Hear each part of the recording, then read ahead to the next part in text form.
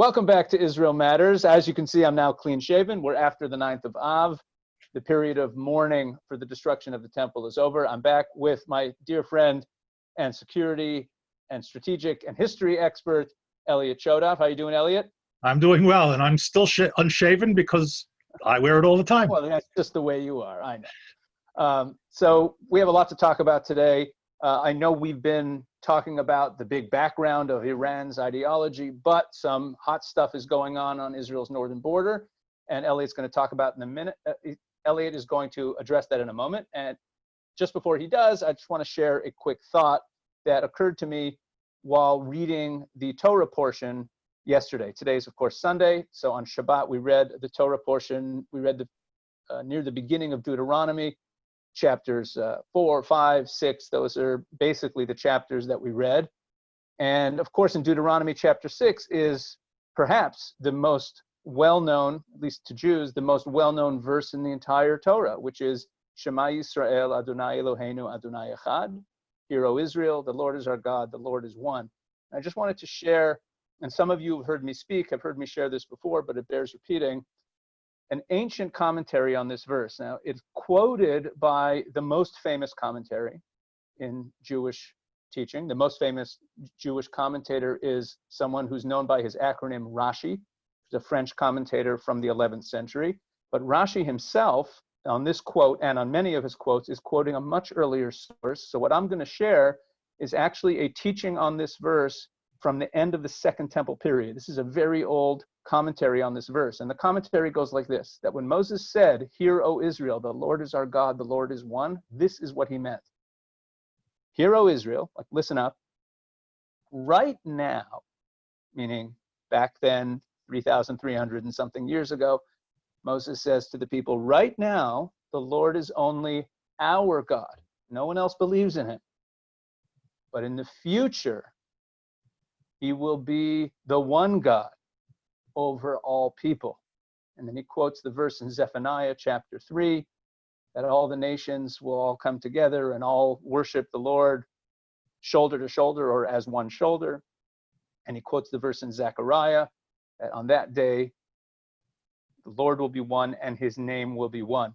In other words, hear, O Israel, the Lord is our God, the Lord is one, is not merely a theological statement or a statement defining the oneness of God, but it's also a statement about the future, and it's a statement of Israel's mission, that right now, the whole world does not yet believe in God, but it is our hope and prayer and mission that we will reach a time in the future where he will be the only God that is worshipped and that the entire world will serve him together. So that's an important understanding of what that very famous verse is actually saying. Again, it's not only a theological statement about God's identity, but it's also a statement about the future and about the purpose of Israel. So with that, we have a lot to talk about, Elliot. Just to introduce it, in the news literally over the last few days, there was a skirmish on the northern border in Israel near a place called Har Dov. And this was between Hizballah and Israel. Things seemed to be heating up. There were real fears here in Israel that this was about to escalate into a full-scale conflict. And in light of all the conversations we've been having, it made me realize, hey, I got to hear from Elliot what's going on. So please enlighten us. Where is Har Dov? What was the significance of this? Why didn't it escalate beyond it? Or why did it almost escalate beyond it? Give us an understanding beneath the surface headlines of what took place there. Okay. So first of all, the likelihood of it escalating was rather low. Oh. However, security systems, militaries have to always operate on the assumption that it will, either by design, and I think the probability of it escalating by design is near zero, and I'll elaborate on all of this in a moment. But once the shooting starts, escalation can just happen. And there's always that possibility, and that border is hot. Now, where exactly is Har Dov? Okay, so Har Dov is on the lower western slopes of the Hermon range, And here I That's emphasize the people. Golan. Sorry? So that's the Golan. That's the Syrian border. It's the Golan, but it's on the Lebanese side. To understand this, you have to sort of think of Hermon not as a mountain, but as a wall, as a range. Got it. Or a ridge even. High ridge, obviously, 7,000, 8,000 feet up above sea level at its higher points. But it's essentially a wall that runs from our border to the northeast, where Syria is on the eastern side, if you will, and Lebanon is on the western side. Got it. Okay. I mean, not precisely, but it breaks that way. And actually, technically, geologically, it's not part of the Golan. The Golan is a volcanic plateau. The Hermon is a limestone mountain feature.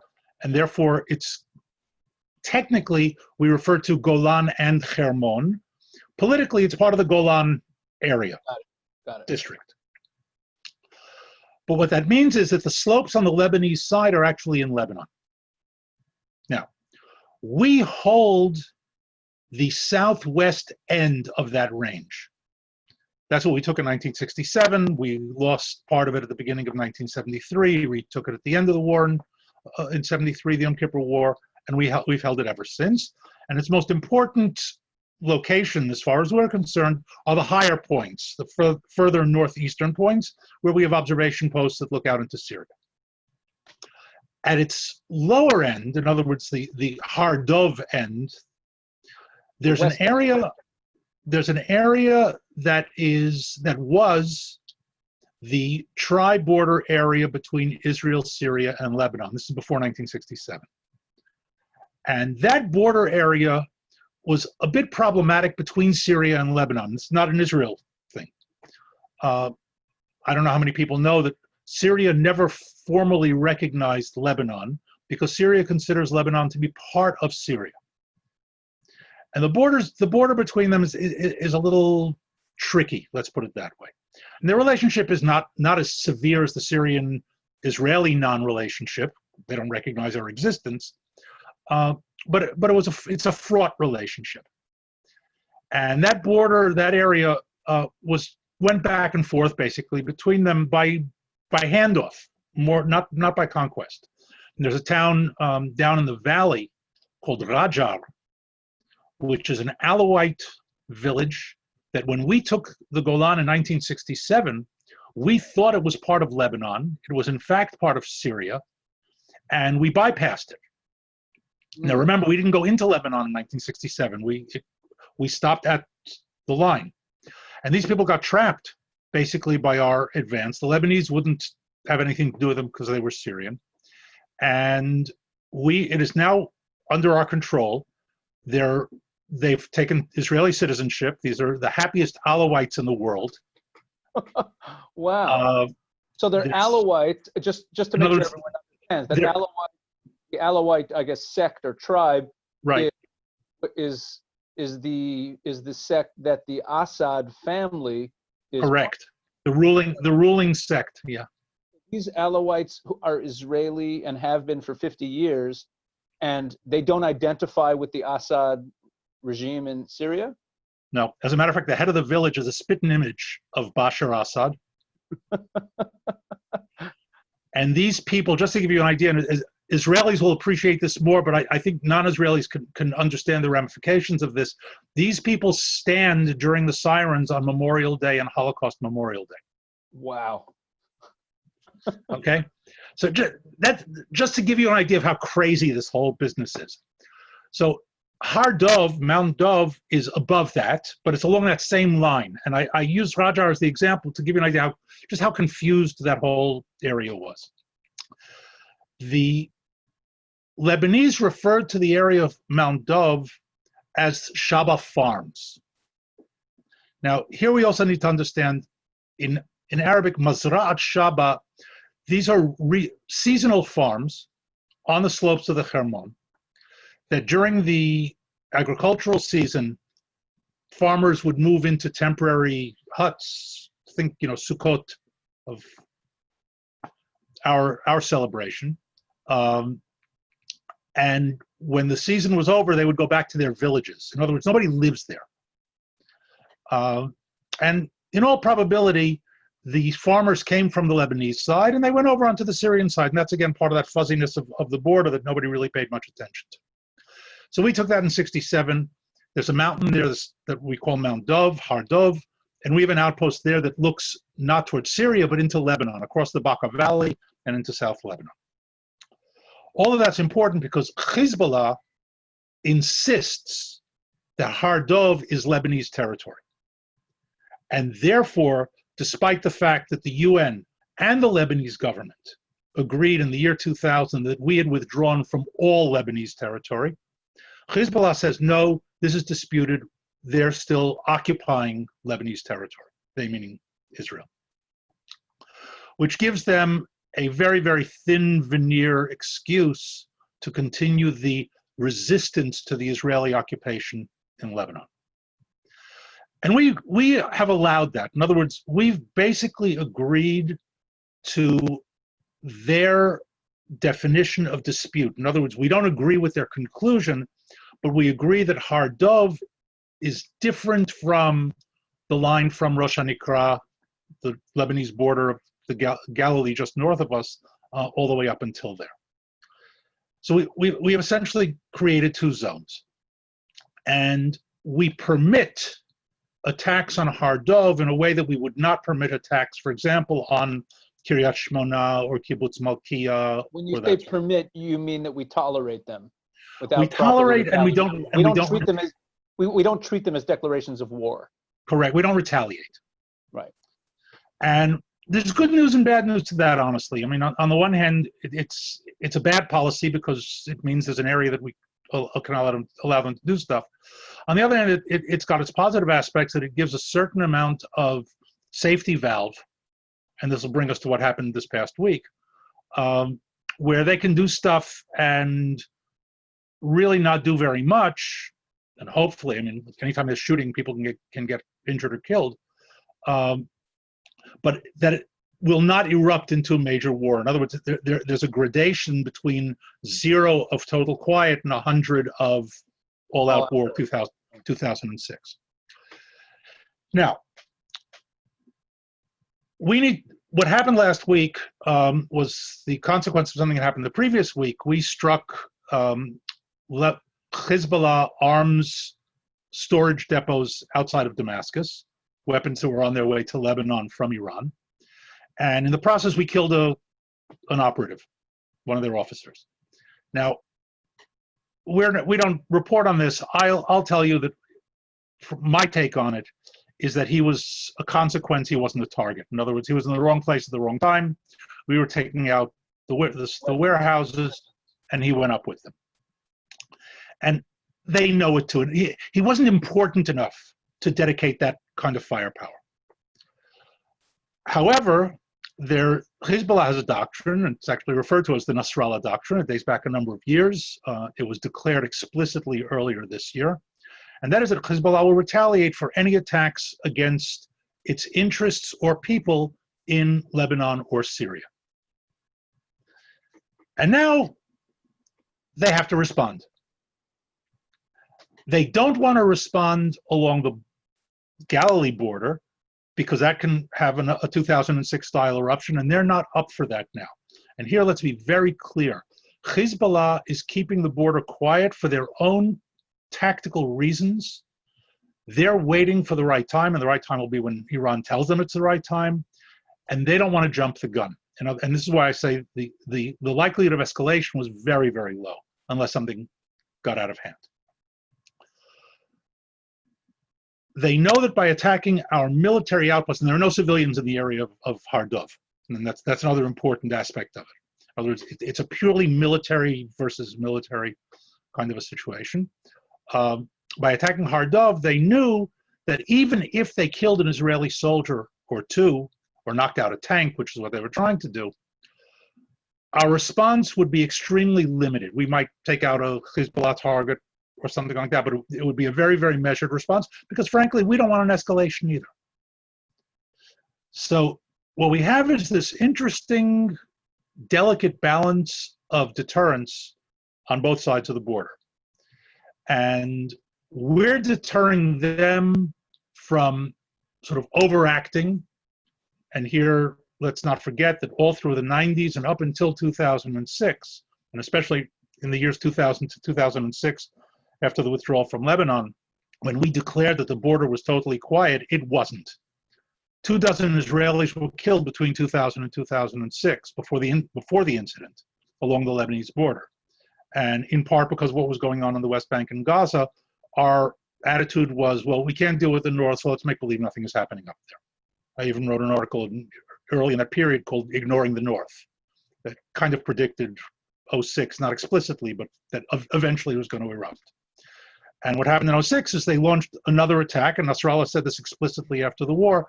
He didn't expect the Israeli response to be what it was.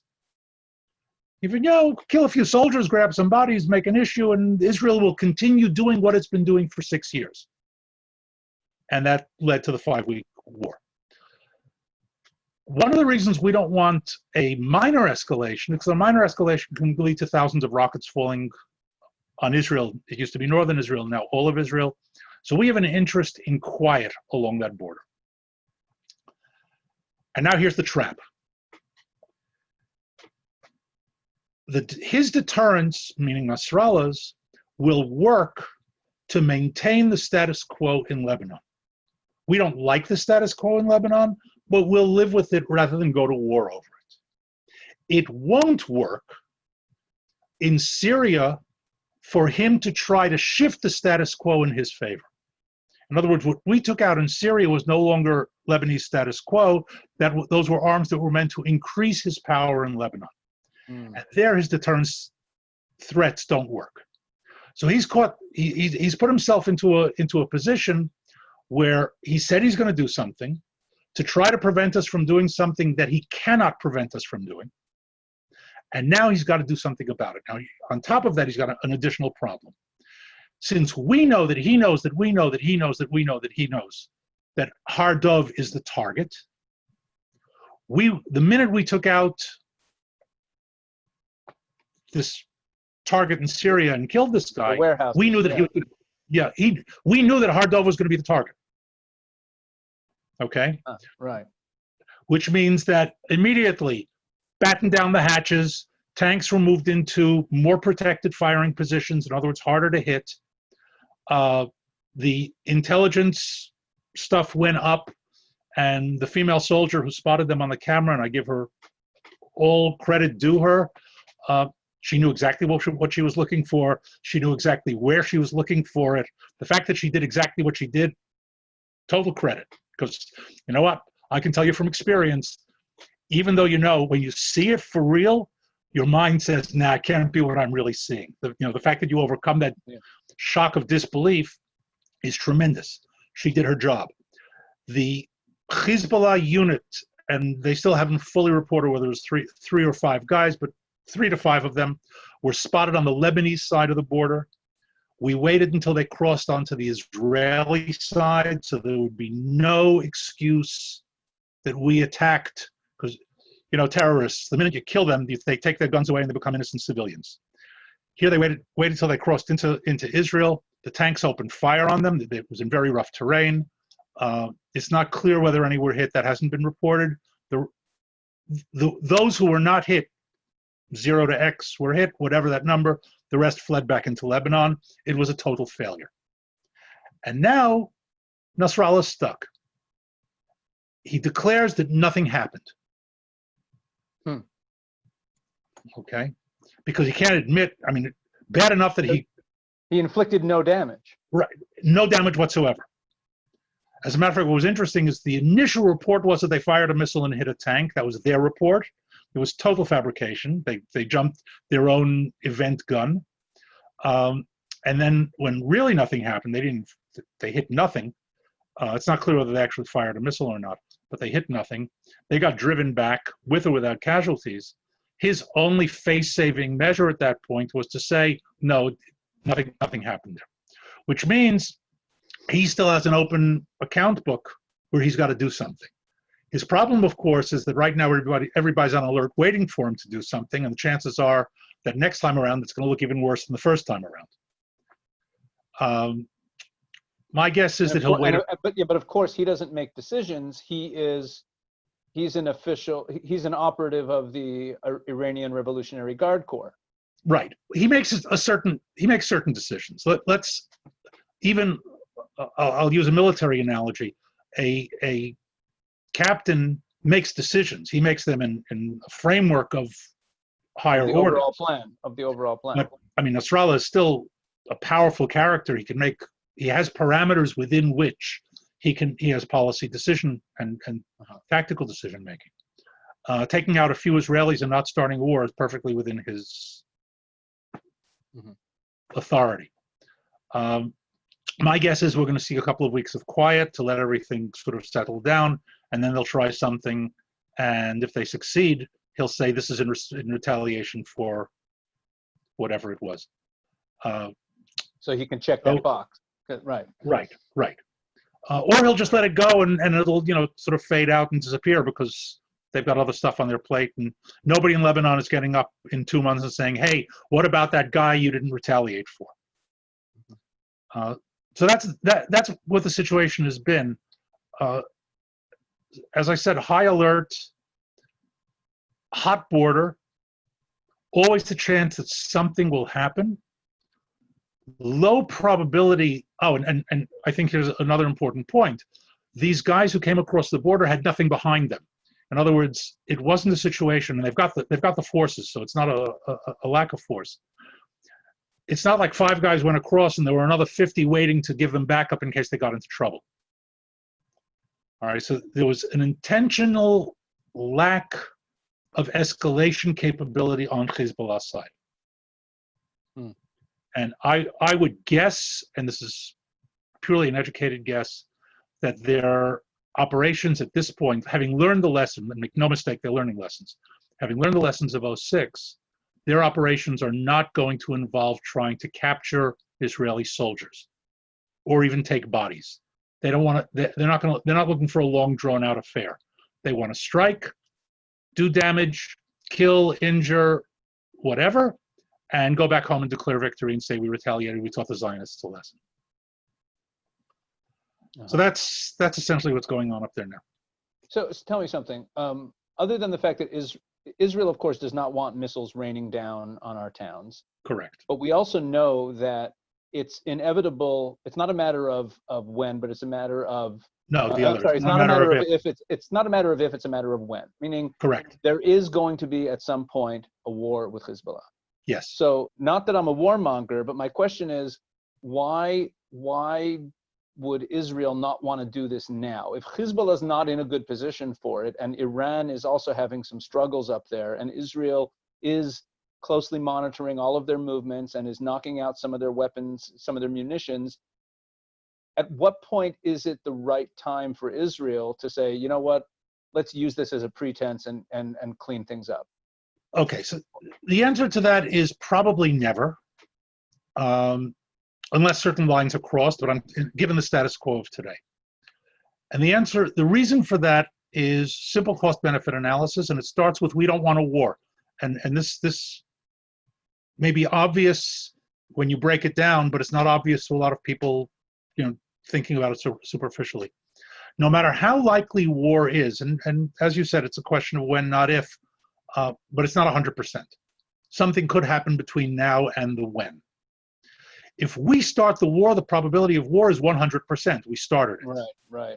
Okay? So even if there's a very, very small chance that it won't happen for whatever reason, if you don't want a war, you try to avoid it. That's number one. Number two, the cost of going in diplomatically, economically, given the world situation today, is costly. Europe would pounce on us, and we're not a country with an economy that can basically tell the Europeans we don't care about you. Other countries would do the same, and who knows? I mean, American politics being what it is, I don't think the Trump administration would turn on us, but we'll see what happens down the road. Right. And I'm talking about other administrations. Is there also the factor that the Iranian regime and the economic crisis in Lebanon, which everyone watching this should know that it doesn't get a lot of press play, but Lebanon, where Hizballah holds the majority, Hizballah's bloc is the majority in the parliament. They basically are the government, even though they don't act as the government. Yes. I mean, they pull the strings. There is a severe economic crisis going on there. Is there Correct. a hope? There's always hope, but is there any teeth? Is there any validity to the hope on the Israeli side that the internal instability in Iran and Lebanon could end up working to our benefit the longer we wait? Well, it's hope. It's not a strategy. I mean, hope is not a strategy. Okay. Okay. It's not a strategy. In other words, there's no step to step success plan. We don't see a steady deterioration of their power. But I call it creative procrastination. In other words, as long as we keep preventing them from getting significantly stronger, and that's what the strike a couple of weeks ago, and it happens all the time, was about, then time is not working against us, and it could perhaps work in our favor. Okay, so that's part of the creative procrastination of the strategy. It's not a strategic plan; it's just good decision making. There are two other factors we have to keep in mind to conclude this idea. One is, as Churchill famously said, everyone knows how to start a war, nobody knows how to end one. In other words, it's very clever to say, okay, go in and go after them, but you don't know where that's going to lead. And as von Moltke, the German chief of the German general staff in the 19th century, famously said, and many have quoted him since, no plan survives the first contact with the enemy. So all these brilliant plans, and then oops, now what? And von Moltke, in the beginning of World War I, learned that lesson the hard way. No, the younger over in Belgium, yes. Yeah. That's Yeah. right. Yeah, they were going to bring the boys home by Christmas, and they did 4 years later with a lot less boys. So yeah, going to war is a tricky business. Last but not least on this, the advantage of starting it. And there is always an advantage of taking the initiative, and I teach that, and one of my teaching sort of mottos is, he who sets the pace wins the battle, and I think that's very important. It's true in sports as well. The advantage here of taking the initiative is not that great, because they've got, by my estimate, about 200,000 rockets in Lebanon. Many of them are in preset launch positions. Others are near launch positions. Granted, we can take out a bunch if we go first. The Air Force did a brilliant job in 2006 in doing that. But ultimately, in order to win this one, we have to go in on the ground. And again, everybody knows that. And in order to do that, with or without reserves, and I don't see it being done without reserves, but with or without reserves, it means moving divisions up to the northern border. That can't be done quickly, and it can't be done quietly. The minute they see, and everybody sees this, we're not talking about moving 20 guys, we're talking about moving 10,000 vehicles up to the Lebanese border. The minute that's seen as a for real move, they'll start it. So that may give us a 6-hour advantage, a 12-hour advantage, but not enough to justify it. In other words, the downsides to this are much, much greater than the possible upsides. Wow. So if they start it, and let's say they start with a massive rocket barrage, our Air Force is ready to move on that within a short period of time, and then the ground force will have to get up and get going and moving anyway. But this is not, and I think that's an important point, this is not a 6-day war scenario where the Arab armies mobilized and moved to the borders and were in offensive positions and could be struck. That was a preemptive situation. Here we're talking about something preventive, and the two are not the same thing. This is going much earlier, during a time of quiet, not immediate threat. Yes, if there's a buildup and it looks like it's going to happen anyway, and we're mobilized and we're there, then there's a tactical advantage to jumping in first. At the moment, there isn't one. There just isn't. Okay, Elliot, that's about all the time we have. I Okay. want to ask everyone who's watching this to please send us comments and questions. We really want to hear, we really want to respond and adapt, or if there's something you'd like us to talk about, you have something that you want us to elaborate on, a direction you'd like to see us go in, please share that. So you can email me at pesachwolicki@gmail.com. If you don't know how to spell my name, just look in the description of this video and you'll see my name spelled there. Just spell out my first name and last name at gmail.com. And the same for me. Same for Elliot, Elliot Chodoff at gmail.com. With Send us your comments. with a dot in between the Elliot and the Chodoff. There you go. But I think on Gmail it works even without it. I think once you have it, Okay. I think that's the way their system is written. So please send us your comments. Send us criticisms. Those are helpful. Compliments are nice too. They're not as helpful, but send us every. Oh no, I like compliments. Okay, so Elliot likes it. You can send Elliot the compliments, but please send us your feedback. It's very important to us in terms of how we go about continuing this and where we go from here. I would like to get back to, and I think everyone watching this, get back to what we started a couple weeks ago with the ideological background of the Iranian regime, which really brings everything into focus. It gives us a framework in which to look at this entire conflict. But with the hot news that was going on in the northern border in Israel, and I saw that the Christian Zionist world was aroused and was praying and was responding to it. And please continue to do that for us. But again, please send us your comments. Please share the word about this, about these videos to those who are interested. And God bless you and thank you for being a part of this with us.